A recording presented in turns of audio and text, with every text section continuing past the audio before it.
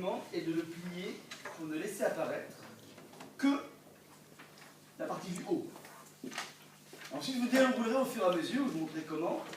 Ce qui m'intéresse pour l'instant, puisque j'ai pas mal de parler du don, le fait de donner à quelqu'un, de voir comment la Torah, elle va définir, elle va nous dire comment faire lorsqu'on est en face de quelqu'un qui fait appel à nous. Je ne sais pas s'il y en a d'entre vous qui prennent le métro.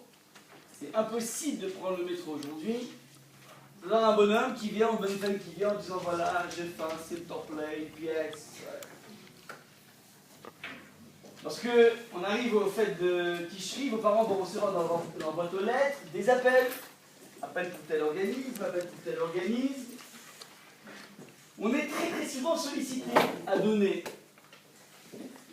Et il y a plein de questions. Ça veut dire, est-ce qu'on est censé donner? Est-ce qu'on peut éviter de donner? Si on donne, combien on donne? Il y a des millions de questions qu'on peut se poser. Et ce qui m'intéresse, c'est de voir comment la Torah va s'exprimer par rapport à cette mitzvah, par rapport à cet ordre. Et ce qui m'intéresse surtout, c'est qu'on puisse découvrir le texte ensemble, c'est un tout petit texte. Et je vais vous laisser la parole à chacun d'entre vous, ceux qui veulent intervenir, pour repérer tout simplement ce qui est bizarre dans le texte. Donc on va le lire ensemble, vous avez tous un document devant vous, ouais. Tout le monde a? Alors vous voulez... Et donc vous avez dans ce document donc deux versets, verset numéro 7, verset numéro 8. C'est tiré donc du texte de la Torah, le Sefer Torah qu'on lit le Shabbat. Alors il y a deux versets. Ce qu'on va étudier ensemble, si vous voulez bien, c'est le deuxième verset numéro 8. Je vous ai mis le 7 juste pour comprendre le contexte. De quoi s'agit-il? Ouais. Alors, je lis avec vous, pour ceux qui comprennent l'hébreu, tant mieux. Et sinon, il y a le français, on va le faire en français de façon à ce que ce soit accessible à tous. Alors je commence comme ça, verset numéro 7. Il y a peut-être un qui veut lire, peut-être? Une ou un qui veut lire? Ne vous bousculez pas tous. En hébreu ou en français? En français, en français. Tu veux? Comment tu t'appelles? Odélie. Odélie? Oui. Ah, je t'écoute, Odélie. On t'écoute, Odélie. Alors, faire ouvrir. Non, alors, verset numéro 7 d'abord. Tu commences par le 7 pour voir le contexte, et ensuite on essaie de comprendre le 8. Le peuple du don. Lorsqu'il y aura encore un indigent de parmi tes frères dans une de tes portes dans ton pays, que Dieu ton Dieu te donne, tu ne durciras pas ton cœur, et tu ne fermeras pas ta main de te faire l'indigent. Point. Reste là 2 secondes. Donc le texte nous dit tout simplement, lorsque tu vas être en face de quelqu'un qui fait l'aumône, qui te demande de l'aide, tu n'as pas le droit de durcir ton cœur, ni de fermer ta main, par rapport à ton frère l'indigent. L'indigent c'est un pauvre, ouais, c'est quelqu'un qui n'a pas de quoi. Même si c'est pas un juif? Alors, pour l'instant je ne vais pas rentrer dans toutes ces considérations, ce qui m'intéresse, c'est d'étudier le verset numéro 8. Si on se met à étudier aussi le verset numéro 7, on aura à peu près pour 2-3 heures. Il ne m'a pas laissé assez de temps, M. Toledano. Donc on va déjà se concentrer sur le verset numéro 8. Maintenant donc, on lit le verset numéro 8. Quelqu'un d'autre peut-être? Et surtout, vous ouvrez bien vos oreilles pour essayer de repérer toutes les bizarreries. Si j'ai pas au minimum 10 questions, alors c'est des questions de grammaire, des questions de sens, des questions de... Je ne peux pas commencer. Ouais. Donc je fais un appel pas au don, mais je fais un appel aux questions. Je t'en prie, comment tu t'appelles? Sarah. Sarah va nous lire donc le verset numéro 8, je t'écoute. Car ouvrir, tu ouvriras ta main à lui ou prêter, tu lui prêteras suffisamment de son manque qui manquera à lui. Ouais, voilà. Donc je relis avec toi si tu veux. Car ouvrir, tu ouvriras ta main à lui, ou prêter, tu lui prêteras suffisamment de son manque qui manquera à lui. À vous de jouer. Vous êtes en quelle seconde première terminale? Ouais. En première, je crois qu'il y a un bac de français. Avant de te poser des questions. Vous faites ce que l'on appelle des analyses de texte, des commentaires composés. Alors là, c'est super simple. Je vous demande juste de repérer tout ce qui est bizarre. Si vous étiez prof de français, vous récupérez une copie d'un bonhomme qui dit, comme il est écrit dans la Bible, deux points, ouvrez les guillemets, car ouvrir, tu ouvriras ta main à lui, ou prêter, tu lui prêteras suffisamment de son manque qui manquera à lui. Vous êtes prof de français ou simplement élève, vous voyez cette phrase, qu'est-ce que vous dites? Première question, vas-y, professionnel. Steven. Dans le 7, on dit que tu donnes, et Ouais. dans le 8, tu prêtes. Ah, très bonne remarque. C'est marrant. Le pauvre, très bonne remarque, Steven. C'est une remarque de sens. Il dit, on te demande, dans le verset numéro 7, de ne pas durcir ton cœur, c'est-à-dire que quelqu'un te demande de l'aide, tu dois, a priori, lui donner une aide, et puis, boum, on bifurque dans le verset numéro 8. Je sais pas, t'as qu'à lui prêter. Donc, est-ce que c'est une façon... Moi, je sais, prêter parce que Dieu te le rendra, et donner, c'est ça en gros. Prête-lui, et comme ça, t'inquiète pas que... Oui, mais en tout cas, lui, il ne demandait pas de prêter, il demande de Donner. l'argent. Oui, mais quand Pourquoi tu tu donnes, c'est comme si tu prêtais un service, je sais pas comment expliquer. Oui, mais c'est moins. Prêter, c'est moins que donner. Il demande, Prêter, t'attends le retour. donne-moi 5 euros pour manger. Et toi, qu'est-ce que tu réponds? Je sais pas, je te les prête. Oui, Et mais on fait- c'est de l'argent, c'est du matériel, donc c'est pas quelque chose de physique qu'on donne, genre. Prêter, t'attends le retour. Pardon? T'attends un retour qu'on prête. Donc c'est moins Ah, mais noble, c'est c'est moins grand que donner. Faut pas Donner, faire tu... avec intérêt. Pardon? Faut pas faire avec C'est intérêt. autre chose, ça. On va pas faire toute la Torah d'un coup, si tu permets. Ce qui m'intéresse, c'est juste, déjà, ce qui est marqué ici. Très bonne remarque. On s'attendait à ce que la Torah te dit, ne durcis pas ton cœur et donc donne. Mais là, le texte te dit non. Enfin, a priori, tu prêtes. Ensuite, 2 secondes. Allez. Vous s'appelle Alexandre. Alexandre. Alors, quand dans le 8, il dit tu lui prêteras suffisamment de son manque qui manquera à lui, bah, en fait, si par exemple il demande une somme trop élevée, on va pas forcément Alors, on te lui dit, donner. alors, voilà, on te dit pas plus que ce qu'il faut. Très bonne remarque. N'hésitez pas à faire des remarques de grammaire, des remarques de sens. Est-ce que c'est une phrase qui vous paraît être du bon français, cette phrase? Non, pourquoi? Sarah? Non, mais on a l'impression qu'il insiste beaucoup. Car tu ouvriras tellement tu lui prêteras. Ah. Prêter, tu lui prêteras suffisamment. Alors voilà, déjà très bonne remarque de Sarah. Il y a ce qu'on appelle une répétition en français classe, ça fait redondance. Redondance. Alors c'est vrai, il y a ouvrir, tu ouvriras. Il y a prêter, tu lui prêteras. Et son manque qui manquera. Est-ce que vous trouvez que c'est une phrase qui est belle? C'est pas français un peu, hein. Et voilà, on pourrait même dire que c'est du petit nègre. Du petit nègre, on a le droit de dire ça aujourd'hui ou c'est... À mon époque, on pouvait dire ça. C'est quoi petit nègre? Attention. J'ai peur du HS Racine, ouais. C'est quoi que tu dis? Du petit nègre, ça veut dire, on dirait du français des banlieues. Ouais, c'est chaud. Ouais. Vous imaginez, c'est Hachem qui a écrit ça. Et il dit comme ça, car ouvrir, tu ouvriras ta main à lui, ou prêter, tu lui prêteras suffisamment de son manque qui manquera à lui. Mais c'est du charabia. Français, hein. C'est du charabia, ça. C'est extrêmement bizarre que le créateur s'exprime dans un français aussi bidon. On est d'accord là-bas? La question est claire ou pas? Donc, très bonne remarque de Sarah, ça nous fait 3 questions déjà, 4 questions. Il y a Steven, par rapport au sens. Il y a Sarah qui nous donnait 3 questions. Pourquoi on répète les choses? Pourquoi la Torah en général, elle est très avare de mots? Elle fait extrêmement attention à chaque mot qu'elle met, parce que chaque mot qu'elle met, c'est un univers. Vous allez faire de la chimie. Ouais, lorsqu'on agence des molécules, lorsqu'on agence des atomes l'un avec l'autre, ça peut faire des réactions absolument incroyables. Chaque lettre, chaque mot de la Torah, c'est un petit peu une sorte d'atome. Et tu ne peux pas mettre n'importe quoi avec n'importe quoi, sinon ça fait des bombes atomiques. Donc c'est extrêmement bizarre que la Torah, lorsqu'elle s'exprime, elle ait besoin de répéter les choses. Donc il faudra essayer de comprendre pourquoi il y a 4 répétitions, 3 répétitions. Ensuite, regardez le texte, regardez bien le texte en français. Prends le texte, c'est mieux que l'image. N'aie pas peur. Ça, je te passe, je te passe.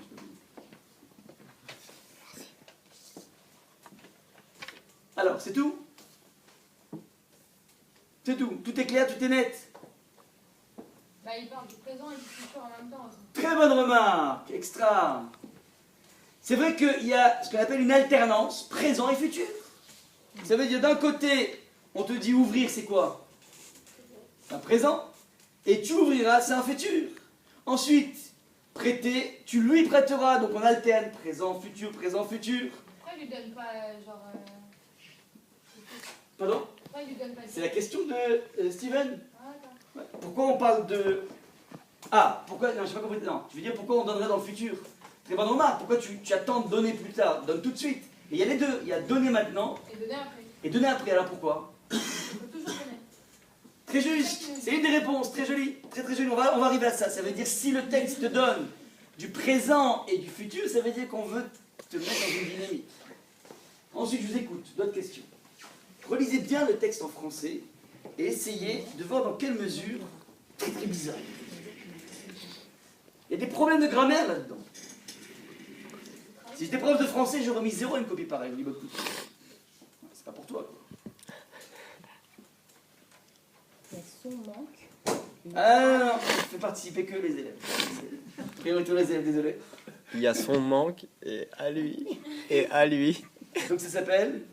Si Ça c'est son manque, c'est forcément à lui. Bah oui. Comment ça Donc s'appelle? pourquoi tu dis son manque à lui? Ouais, parce qu'elle a dit. C'est pas grave, je Non, t'écoute. c'est quand on monte les. Enfin, je monte en haut, c'est un. Voilà un pléonasme, c'est très juste. Si tu montes, c'est en haut, c'est pas en bas. Donc son manque à lui, c'est forcément à lui, puisque c'est son manque. Donc ça veut rien dire du tout. Très bien, ça commence à décoller, super. On continue. Ça veut toujours dire quelque chose. Ça veut dire pas suffisamment. Oui, je dis je comprends pas pourquoi. Bah, suffisamment afin qu'il aura. Non, il y a quelqu'un qui a dit ça déjà, pas trop. T'es pas obligé de l'enrichir. Bonhomme, il a faim, t'es pas obligé aussi de l'enrichir. Mais tu dois pas lui donner moins que ce qu'il a besoin. On verra de quoi ça veut dire suffisamment, on verra exactement c'est quoi. Mais très juste ce qu'il dit. Il dit si c'est de son manque à lui, donc c'est la même chose. Donc le à lui est en trop, on aurait pu le barrer. Attends, 2 secondes, je veux pas des réponses, je veux des questions. Voilà, vous connaissez dans les choux, on fait petit rataïtra, l'ouverture du FR, on donne. Vous avez de la chance, moi je suis un rabbin qui demande que des questions, pas de l'argent. Ouais. 100 000. Alors, on continue, on continue. Relisez la phrase en français, vous allez voir, c'est très très bizarre.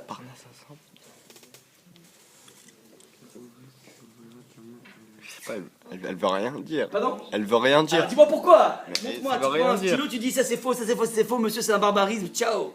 0 sur 20. Comment tu t'appelles? Ethan. Ethan. Alors vas-y. Te laisse pas faire, n'aie pas peur. Mais j'ai pas peur. Alors vas-y, dis-moi, montre-moi où il y a des problèmes. Dis-moi où il y a des problèmes que tu as trouvé, génial, ensuite.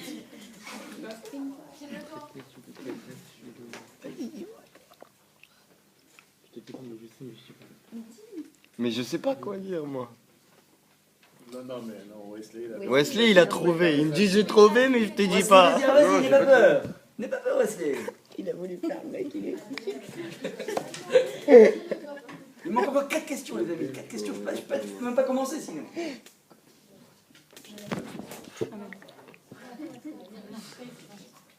Pourquoi au début on dit car? Pourquoi ça commence par car? Pas de question. On dit car. Ouais, très joli. Alors, qui c'est nous quoi a ce sauvés? cas? Que veut dire cas? T'as sauvé. Car, c'est déjà fatigué, mais Je peux pas écouter en même temps 2 personnes, vas-y. Quand tu dis car, ça veut dire que normalement, avant cette phrase-là, il y avait quelque chose. Alors, qu'est-ce qu'il y avait avant? Il y a le 7. Bah, Le 7, ouais. Le 7, c'est-à-dire ne fais pas. Ah, c'est les Ne- réponses en dessous? Bah oui. Ne ferme pas ton cœur. C'est car, les questions et les réponses, mais il faut pas les regarder pour l'instant. C'est plutôt les questions, pas les réponses. Ça, il nous a dit. Tu l'as regardé. Donc, regardez. Le cas, il veut dire quoi le cas? Ça veut dire je t'ai fait la tête car tu m'as embêté. Le car, donc il te lit les choses. Parce que. Mais là, apparemment, le lien, il faudra comprendre le lien entre le verset numéro 7 et 8 pour comprendre pourquoi il y a un car. Très bonne remarque. Ensuite,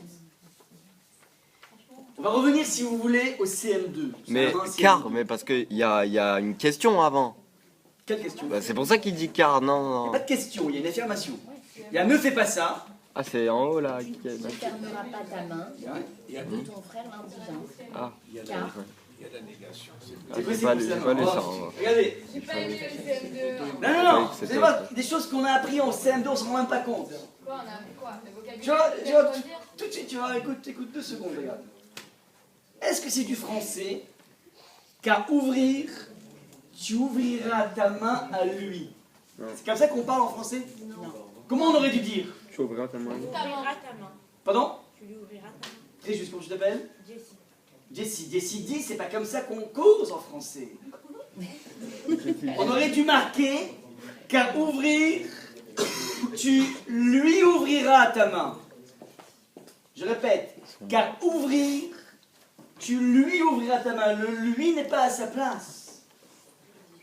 En souvenir du Becherel, je ne sais pas si vous avez eu le Becherel à l'époque, ou Ratus, ou j'en sais rien, mais c'est ce qu'on appelle que le complément d'objet indirect, il doit forcément être avant le verbe et pas après le verbe. Or là, regardez ce qui est marqué, car ouvrir, tu ouvriras ta main à lui. Ça aussi c'est du petit nègre. Ça c'est pas du français. Fallait dire, car ouvrir, tu lui ouvriras ta main. Très juste. Ensuite. C'est répété 3 fois pareil. Alors, est-ce que c'est répété à l'identique ou pas, Sarah? La deuxième fois aussi, c'est la même chose. Non. Ah non, non, non, non. Il n'y a pas d'erreur par contre. Non, la troisième, c'est la même chose. Alors voilà. Ça veut dire, faites bien attention, regardez le mot lui.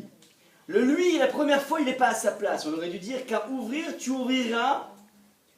Tu lui ouvriras ta main. Or est marqué. Qu'à ouvrir, tu ouvriras ta main à lui. Mais à la fin aussi. 2 secondes. À la fin aussi, très bonne remarque. Suffisamment de son manque qui manquera à lui. On ne dit pas ça, on dit qu'il lui manquera.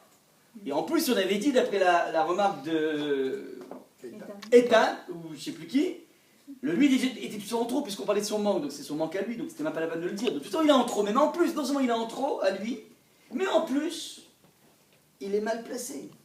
Tu aurais dû dire de son manque qui lui manquera. C'est bizarre.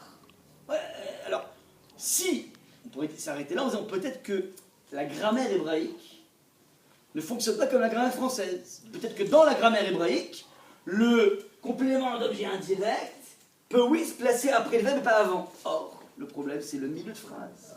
Comme l'a fait remarquer Sarah, regardez. Ou prêter, tu lui prêteras. Là, il est parfaitement placé. Donc, tantôt, le lui, il est déconnecté, il n'est pas à sa place. Ensuite, il est à sa place. Et ensuite, il n'est pas à sa place. Extrêmement bizarre. Extrêmement bizarre de voir comment, dans le même morceau de phrase, on a comme ça des valses, des oscillations du lui qui est jamais à sa place. Enfin, qui est une seule fois à sa place et 2 fois pas à sa place. On est clair jusque-là ou pas? Oui, on est clair? Ensuite, qu'est-ce qu'on pourrait voir encore dans ce texte? On a dit pas mal de choses, c'est déjà bien. Mais aussi, enfin, c'est bizarre, parce que vu que le lui, il est mal placé, Ouais. après ça perturbe encore. Car tu ouvriras ta main à lui ou prêter. Ça veut, enfin, vu que le lui est mal placé, au final, la phrase, elle se termine mal aussi. Ah, tu veux dire que comme il y a eu une erreur au début, on la... On la termine à la fin. C'est grave, quoi. Ce serait grave si c'est ça. Non, mais c'est incroyable. Peut-être, je sais pas pourquoi. Pour l'instant, je sais pas pourquoi. Il faudra comprendre pourquoi. Bon. Est-ce qu'on est clair sur les questions déjà au moins? Je vais vous faire un résumé des questions et on va voir comment on va petit à petit y répondre. D'abord, on a, je les reprends dans le bon sens, car ouvrir, tu ouvriras ta main à lui. Dans ce morceau de phrase, première question, c'était celui qui t'a posé la question, celui qui t'a demandé. Il est venu te faire l'aumône, il est venu te demander de quoi manger, de quoi boire, un lieu où dormir, un coussin pour s'allonger, une couverture pour se couvrir. Ouais. Eh ben, tu dois celui, tu dois t'en occuper maintenant. Quoi, Première on est question. obligé? On n'est pas pour ça. Alors, la Torah te demande, si tu peux, tu dois. Si tu peux pas, tu peux pas. Mais si tu as des coussins en pagaille, pardon? Mais on donne ce qu'on peut.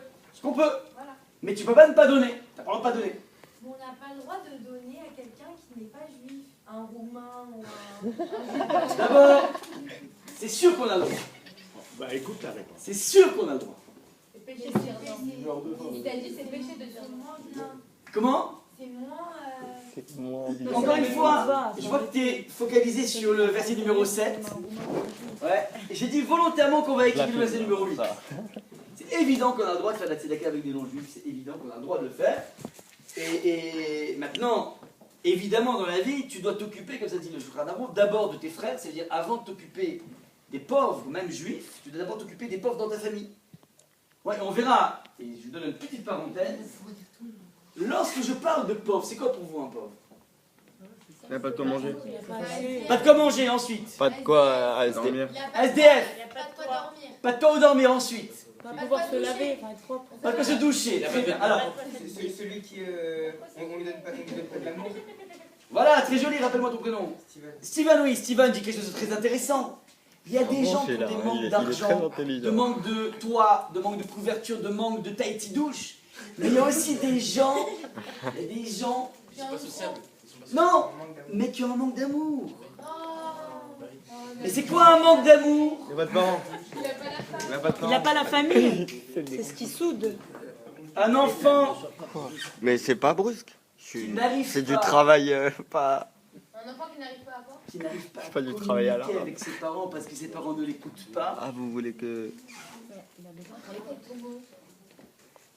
c'est un enfant qui est dans ce qu'on appelle une carence affective. En souffrance. Il a une souffrance parce que le dialogue a été rompu. Je ne rentre pas dans les détails. Pourquoi il a été rompu? Peu importe, mais en tout cas, on peut rencontrer dans notre vie des centaines et des centaines de gens qui sont en grande souffrance. Pourtant, le compte est blindé. Pourtant, ils habitent dans une très belle baraque. Pourtant, ils ne manquent de rien a priori. Et pourtant, ils manquent de quelque chose qui est absolument ancien, qui s'appelle l'amour. Et donc, il faut éviter de croire que l'indigent dont on parle, c'est le roumain qu'on rencontre dans le métro qui va dire s'il t'en plaît une pièce. C'est quelque chose de beaucoup plus... Il y a ça aussi, mais c'est quelque chose de beaucoup plus général. Et ça implique des phases aussi, même si on est des gens qui sommes bien équilibrés, optimistes, on peut dans sa vie traverser une phase durant laquelle je sais pas ce que j'ai, mais en ce moment, ça va pas. Ça va pas. Je sais pas ce que j'ai. Max, t'allais faire un bilan, oui, impeccable, cardiologie, radiologie, rhumatologie, analyse de sang, tout est impeccable, mais je sais pas ce que j'ai, je me sens pas. Eh ben, ce je me sens pas, c'est l'état d'un individu. Alors, il sait pas ce qu'il a, peut-être c'est un problème sentimental, peut-être c'est un problème psychologique. Lorsque des personnes vivent très mal une rupture, ouais, ça s'appelle aussi un problème de carence. Et donc le texte te dit, tu peux pas te déminer. Tu avais prévu ce soir de voir un super match, finale de la Coupe d'Europe. Puis d'un coup, tu as un copain qui t'appelle et il te dit, écoute, regarde, Max, c'est toujours un Max, c'est mon personnage fétiche. Il dit, écoute Max, je peux te parler là? Qu'est-ce qui se passe? Qu'est-ce que tu veux? Je sais pas, j'ai besoin de te parler. À ce moment-là, tu as deux solutions.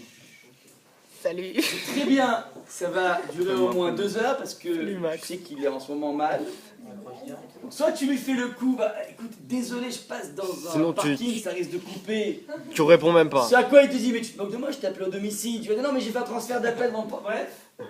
Soit tu dis, bah tant pis, les 2 heures, mon match, j'ai prévu, je brûle et je vais lui l'écouter. Et même si tu vas rien lui apporter, parce que tu n'es pas psychologue, parce que tu n'as pas les capacités pour l'aider, pour trouver une solution à son problème, le fait que tu vas lui passer ton oreille, eh ben, ça va le soulager de façon incroyable, même si tu n'auras résolu aucun de ses problèmes. Ça s'appelle aussi d'être sédacre, ça s'appelle aussi ce que te dit le texte, c'est-à-dire que tu ne peux pas te débiner. Donc, ce qu'il faut bien comprendre ici, c'est que ce n'est pas simplement la gestion du SDF que on parle de texte, on va voir que c'est quelque chose qui est beaucoup plus large et ramifié. Alors, je reprends les questions, on va y répondre petit à petit. Première des questions, c'était... Première question, on a posé la question du cadre. C'est quoi ce cadre? Deuxième question, c'est des répétitions. Je ne sais pas si ça vaut le coup que j'écrive au tableau. Vous arrivez à lire ou pas? Répétition. C'est honnête. Car, Dans répétition. seconde, je suis passé au tableau pour résoudre un exo. Le professeur me regarde et me dit, moi Dre, avec une écriture pareille, dans 2 ans, vous serez le plus jeune médecin de France. Je vois que ça ne s'est pas amélioré, je ne suis pas devenu tout vite, mais en tout cas, bon. Alors, regardez plutôt dans le texte les questions qui ont été posées. Donc on a dit, pourquoi le texte se répète, ouvrir tu ouvriras, prêter tu prêteras, le manque qui manquera à lui. Troisième chose qu'on a remarqué, c'est qu'il y a une alternance entre le présent et le futur. Pourquoi? Présent, patois, tiftar, tu ouvriras, c'est un futur. Ensuite, la question qui a été posée, je crois, par Steven, c'était mais pourquoi le texte ne dit pas de donner directement? Donne! Pourquoi te dit tu prêtes? C'est pas ce prêt. Tu prêtes de ton temps? Alors, on va voir qu'est-ce que veut dire ici le texte du prêter. Ensuite, dernière autre question, ce fameux lui, le lui qui navigue tantôt pas à sa place, tantôt à sa place, bref, c'est jamais bien clair. Troisième, autre question, pas de question. C'est une question qui avait été posée, je vous la donne, elle est un peu plus complexe. Apparemment, par rapport à la question pourquoi pas donner mais prêter, on pourrait répondre de la façon suivante. Que le texte te donne 2 possibilités. Tu as un bonhomme, une bonne femme qui a un problème devant toi. Tu peux soit, option haute, lui donner, lui résoudre son problème. Soit deuxième possibilité, lui prêter. C'est-à-dire, regardez un peu le texte. Le texte dit qu'à ouvrir, tu ouvriras ta main à lui, ou prêter, tu lui prêteras. Donc il y a 2 options. Option haute, tu donnes, ou option basse, tu prêtes. En gros, c'est ce que tu peux faire, c'est. Voilà, maintenant, si on était logique, on devrait normalement écrire ces deux options dans un sens différent. Je m'explique. La Torah, plus que ça, si la Torah était, on va dire, s'il y avait un petit peu de pédagogie, on peut comprendre dans la vie, imagine tu as de l'argent et un bonhomme vient te solliciter. C'est pas évident, c'est dur. Ton argent tu l'as gagné, de façon puis d'un coup il y a un bonhomme qui dit ouais, moi j'ai faim, mais il dit ton frère. Toi tu as réussi, lui il n'a pas réussi, ta soeur elle a réussi, toi tu as réussi, elle n'a pas réussi. Elle te demande de quoi lui donner. On peut comprendre, c'est pas évident. Alors, ça va être ton frère, ta soeur, tout ce que tu veux, mais écoute, il a qu'à aller bosser, il a qu'à ne pas être une parasite, je sais pas. Donc c'est pas évident dans la vie de donner. Ouais, donner ton temps, donner ton argent, donner. On peut donner dans la vie pas que du temps et de l'argent, on peut donner aussi des relations. Tu as un bonhomme qui a un problème maintenant avec la justice, tu vas lui ouvrir ton carnet d'adresse, tu connais tel et tel avocat, qui est un avocat spécialisé là-dedans, et il faut 3 mois pour avoir un rendez-vous chez lui. Toi tu le connais bien, tu peux l'appeler en lui disant écoute, là j'ai un ami, il faut que tu le sauves de là. Et toi tu arrives, donc grâce à ton carnet d'adresse, à lui offrir 3 mois d'attente. Donc c'est plein de choses qu'on peut donner à quelqu'un maintenant, c'est pas évident de donner son carnet d'adresse. Et quand tu donnes ça, alors peut-être que la Torah pourrait te dire, tu sais quoi, au début, première des choses, pour que tu bouges, commence à prêter. Prête quelque chose. Maintenant, si tu peux encore mieux, t'as qu'à même donner. Donc prête, ouais, fais le maximum, c'est-à-dire prête, et voire mieux si tu peux encore plus, ce serait génial que tu donnes. Et donc ce que je veux dire par là, c'est qu'on aurait pu s'attendre dans le texte de la Torah à ce que la Torah commence d'abord par te donner l'option basse, l'option la plus facile à faire, prête. Ça veut dire le bonhomme il dit voilà, écoute, j'ai besoin d'argent, je ne peux pas payer mon loyer. Tu dis écoute mon ami, je ne peux pas te donner. Par contre, tu as besoin de 1000 euros, tiens, tu me rembourses ça dans 3 mois. Donc prends 1000 euros, on fait une reconnaissance de dette et tu prends ça. Maintenant, si tu es encore plus gentil, tu peux dire tu sais quoi, c'est pas grave, prends 1000 euros et puis ciao. Ouais, tu peux faire ça. Mais au niveau pédagogique, peut-être la Torah, ça aurait été, si on pouvait parler comme ça aurait été peut-être plus intéressant qu'elle te propose d'abord l'option prêter, puis ensuite, si tu peux mieux. Quelqu'un sait ce que c'est le vidouille? C'est quoi? Le bidouille. Le vidouille. Tu vois, d'ailleurs, c'est comme le truc pour casser la maison, on donne des coups, vous voyez? On donne des coups. Hein? C'est une feuille qu'on Ah non, non, ça c'est pas ça, ça on arrive, ça c'est à Soukot. Mais on essaye de faire le bilan. Le cœur. Tachanuni. Tachanun, c'est comme des tachanun, c'est exactement ça. C'est comme des tachanun. C'est-à-dire que dans la prière de Kippour, il y a, après chaque prière, un moment où on est en train de faire le bilan de ce qui ne va pas. On fait le bilan, c'est quoi? Alors, je ne sais pas trop comment vous faites, mais c'est vrai que c'est un point qui est accessible ce jour-là, parce qu'il y a toutes sortes d'éléments qu'on ne fait pas le jour de Kippour. C'est-à-dire, comme vous le savez, on n'a pas le droit de boire, on n'a pas le droit de manger, on n'a pas le droit de se laver, on n'a pas le droit de porter du cuir, on n'a pas le droit de s'enduire avec des crèmes. Il y a d'autres sortes encore d'interdictions qu'on n'a pas le droit de faire, mais qui sont toutes en vérité des interdits liés à un plaisir du corps. En fait, ce qu'on essaye de faire comme expérience le jour de Kippour, c'est une expérience où on va s'annuler soi dans son corps. Ouais. Comment? On va se donner une image désincorporée. C'est très bizarre. C'est-à-dire que le jour de Kippour, on est presque dans un état d'ange. Le fait de ne pas manger, de ne pas boire, c'est-à-dire le fait de passer outre les choses dont on a le plus besoin dans la vie, ce qui est vital du point de vue du corps, ça, ouais, ben ça, on fait comme si on était des anges, parce qu'on ne pourrait pas tenir très longtemps. Ouais. Eh bien, on la joue comme ça pendant un jour, parce que, bon, on est encore capable, mais c'est sûr que 2 jours, ça serait difficile. 3 jours, ça serait presque impossible. 1 heure de plus, c'est impossible pour moi. Ouais, tu vois? Alors, donc, le fait que tu les fais déjà les heures qu'il faut, c'est déjà quelque chose où tu as voulu jouer dans la cour des anges. Ça, c'est quelque chose qui est très fort. Et d'ailleurs, on dit que ce jour-là, normalement, le mauvais penchant ne peut pas nous atteindre. Le jour de Kippour. Après, on a fait le maximum, mais je ne voulais pas annuler, parce que je ne veux pas que vous pensiez que c'est un rabbin trop important, il ne s'intéresse pas à nous, nous on n'est pas important, on n'est pas nombreux. Bon. Et j'ai insisté, je dis même tard je viendrai, parce que pour moi c'est important que vous sachiez que vous êtes important. Et le fait que je sois là, pour moi, c'est très important. C'est le premier point. Deuxième point, c'est que c'est la seule école juive qui fonctionne aujourd'hui. Surtout Paris. J'imagine même sur la France. Donc vous avez un mérite particulier, parce que vous êtes resté jusqu'à la dernière minute pour essayer, vous allez terminer, j'imagine qu'après on se quitte, vous allez terminer sur une note de Torah. Alors c'est peut-être pas ce qui vous attire le plus, mais vous êtes là. On est obligé, on n'a pas le choix. Non, vous êtes là. Et j'espère que je vais pouvoir attirer votre attention sur quelques points. En tout cas, je ne suis pas là pour tester vos connaissances. Donc si je vous pose des questions, c'est simplement pour vous faire participer. Parce que mon but, c'est pas de faire une conférence, même si c'est annoncé comme conférence, mais si je vous pose des questions, n'hésitez pas, sans aucune honte, à en parler. Nous sommes le dernier jour de l'année. 5774. Donc on vit les derniers instants de l'année 5714.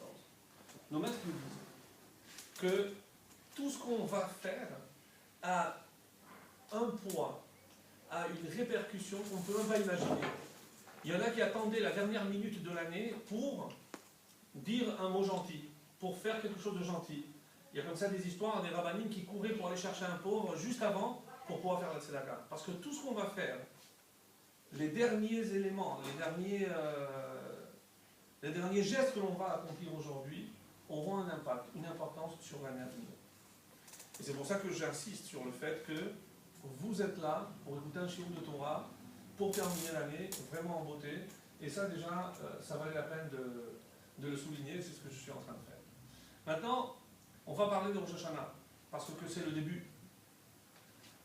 Même si vous n'êtes pas très fort en hébreu, mais quand j'utilise le mot début, est-ce que j'utilise le mot roche? Roche, la traduction du mot roche veut dire tête, si on doit traduire, la tête de l'année. On n'a pas d'autre mot plus sympathique, la tête de l'année. Quand vous voulez. Ça veut dire le sommet. Quand vous voulez vous intervenir. Et ici, figurez-vous qu'il y a un très grand pratique, quelqu'un qui est roi chez vous, David Améler. Et David Améler lui-même, le premier Téhilim, s'est intéressé au bonheur d'une manière générale. Et il veut nous donner une recette du bonheur. Est-ce que ça vous intéresse? La vérité, ça intéresse tout le monde. Simplement, on a l'impression que c'est totalement inaccessible. Comment être heureux dans l'existence, comment on accède et on atteint le bonheur, c'est quelque chose de très difficile. Regardez, vous avez tous le texte de Téhilim en français. On ne va pas le lire en hébreu. On va le lire en français simplement. Ici, les quelques premières phrases sont les suivantes. Ashrei, ça commence par heureux. Donc il est clair que David Améler veut nous indiquer la recette comment être heureux sur terre. D'habitude, oui, les rabbinim vous disent qu'il faut respecter les votes, il faut étudier la Torah, il faut faire tout ce qu'on doit faire dans l'existence que les rabbinim nous ont indiqué, bien que dans le ciel on a demandé qu'on fasse. Mais là, c'est beaucoup plus prosaïque et tranquille. Il vous demande, vous voulez être heureux? Eh bien, je vais vous dire qui est-ce qui est heureux. Si on vous posait cette question, vous seriez bien en peine, bien normal de répondre. Est-ce que vous êtes heureux? Ouais, non, vous ne saurez pas trop quoi dire. Vous voudriez plus, oui, mais comment, on ne sait pas. D'accord? Il vient, David Améler, il dit, je vais t'indiquer comment on est heureux. Mais là, les recettes qu'il donne, on ne les comprend pas comme ça. À demi-mot, il faut chercher derrière les mots, dans les interlignes, pour savoir ce qu'il veut dire. Oui? On va lire quelques lignes, et on va les commenter. C'est marqué, Ashrei Ha'ish, non, je veux le dire directement en français. Il est heureux l'homme qui ne suit pas le conseil des méchants, qui ne va pas dans la voie des pécheurs, qui ne s'assoit pas avec les assemblées de moqueurs. Oui? D'abord, on commence par dire qu'est-ce qu'on ne doit pas faire. Oui? Et pourquoi juste ces trois choses-là? C'est ça qui va nous rendre heureux, de ne pas s'asseoir parmi les gens qui rigolent, de ne pas s'asseoir parmi les méchants. C'est quoi ça? Et deuxièmement, il continue, mais qui trouve son plaisir dans la Torah de Hachem et qui médite la sienne de Torah tous les jours. Regardez. Qui im beTorat Hachem Chaitzo, qui fait des délices à Torah d'Hachem, et dans sa Torah à lui, il vit jour et nuit. Donc première règle, on s'éloigne de trois choses. Deux, on va indiquer, on va se demander qu'est-ce qui fait qu'on n'est pas heureux dans la vie, pourquoi on doit s'éloigner de certaines choses. Oui. Deuxièmement, positivement, il faut faire de la Torah ses délices. D'habitude, on n'a pas envie de faire de la Torah ses délices, parce que quand on fait de la Torah ses délices, elle nous oblige à faire ça, elle nous oblige à faire ça, elle nous oblige à faire ça. On On ne voit pas où il y a des délices dans la Torah, donc il faut en faire des délices. Comment ça marche? Oui. Il y a ici aussi deux mots. Il y a la Torah d'Hachem, la Torah de Dieu, et il y a sa propre Torah. Et enfin, on s'arrêtera et on commentera après immédiatement la troisième phrase, c'est marqué Vehaya ke'etz shaltul al pagemaim, et il sera comme un arbre planté au confluent de deux fleuves. Oui, il sera comme un arbre planté au confluent de deux fleuves. Asher kirio yiten beito, qui donne les fruits en leur temps, et dont le feuillage ne flétrit pas, ne se fane pas, et tout ce qui fait réussir. Reprenons. Trois choses. S'écarter de trois catégories de personnes, il faut voir pourquoi, en s'écartant de ces personnes qui sont très agréables, oui, je vais être heureux. Deuxième chose, il faut déployer en nous des valeurs spirituelles et profondes. C'est-à-dire que vous avez en vous des potentialités que vous ne connaissez pas. Oui, vous vous regardez de manière réductrice. Vous ne savez pas en vérité que vous êtes beaucoup plus puissant et plus fort et plus forte que ce que vous paraissez être. Mais vous ne savez pas exploiter vos potentialités, ni les faire s'exprimer. D'accord? Eh bien, sachez que vous pourriez être heureux en sachant que vous êtes quelqu'un d'autre que ce qu'on vous a fait croire que vous êtes. Oui, d'une manière générale. Donc la deuxième chose, il faut déployer sa spiritualité. Troisième chose, oui, et on dit à ce moment-là, si tu fais ces deux premières choses, tu seras comme un arbre, donc pourquoi on le compare à un arbre, planté al palgemaim, planté au confluent de deux fleuves. Il y a le fleuve de droite, le fleuve de gauche, deux courants comme ça. Et un arbre qui est planté dans les deux courants, il bénéficie de beaucoup d'eau.